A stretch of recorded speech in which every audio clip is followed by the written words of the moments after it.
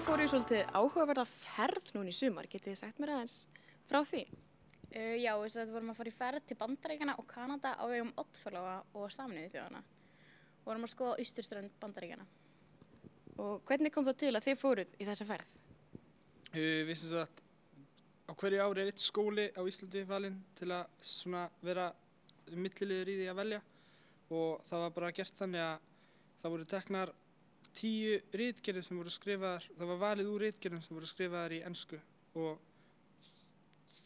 þannig var tekið úrtak og síðan var valið úr því, úr einhverju viðtölum. Hvað voruð þið að gera það núti? Við skoðum höfuðstöðvar Sameinuðu þjóðanna og við fórum til Washington og skoðum New York, fórum að sjá leikrit þar, fórum upp til Kanada og skoðum Niagara Falls og skoðum líka Ottawa sem höfuðborgin í Kanada. Það var svolítið stór hópur þarna eða hvað?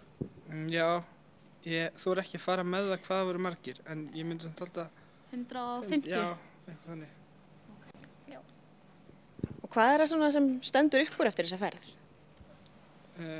Mér finnst listasöfnin sem við fórum á mjög mikið standa upp úr og svo var mjög gaman þess að Sameinuðu þjóðirnar og alls konar bara svona hversdagslegt í Bandaríkjunum, dænera og eitthvað svona.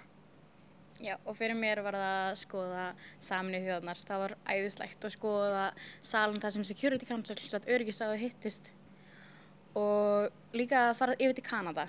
Ég mjög hrifin af Kanada, þannig að það var mjög skemmtilegt. Og svo fórum við á leikrit sem heitir Something Rotten, þetta á Broadway og það var æðislega lífsreynsla. En hver og svona, hvers vegna er verið að senda unga Íslendinga út í þessa ferð? Til að kynnast einhverju nýju, sjá Bandaríkin og bara fræðast meir annað en við erum við. Og þið hafið gert það? Já, eitthvað. Eitthvað? Það hefur líka verið skemmtilegt. Já, mjög. Og er eitthvað svona sérstætt sem þið takið með ykkur eftir þessa ferð?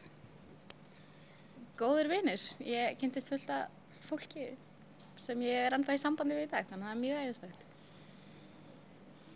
Já, svo líka, bara ýmislegt. Gaman að vera í landinu og eins og segir, þú veist, þetta með að læra eitthvað og svona, maður lærir einhvern veginn alveg mikið að því að vera bara einhvers staðar og eitthvað svona taka túr.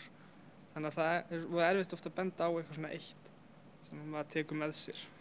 En þú fengið bara að upplifa alls konar spennandi? Einmitt, já. Takk fyrir þetta.